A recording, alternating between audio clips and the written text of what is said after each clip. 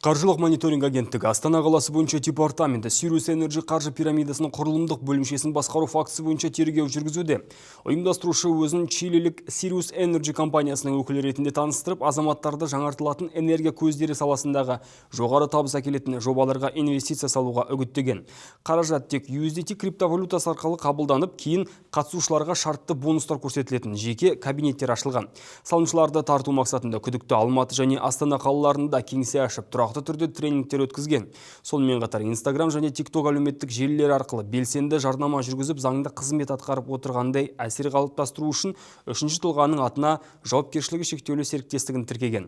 Алайда іс жүзінде ешқандай қызмет көрсетілмеген. Нәтижесінде 380 азамат қаржы пирамидасының құрбанына айналған. Жәбірленушілердің бірі ұйымдастырушылардың жоғары табыс туралы уәдесіне сеніп, жобаға инвестиция салу үшін 3 миллион теңге көлемінде несие рәсімдеген. Алайда ешқандай төлем жасалмаған. Енді ол несиені пайызымен бірге өз қаражатынан өтеуге мәжбүр. Сот санкциясымен ұйымдастырушының банк шоттарына тыйым салынды. Тергеу мүддесіне байланысты өзге ақпарат жарияланбайды.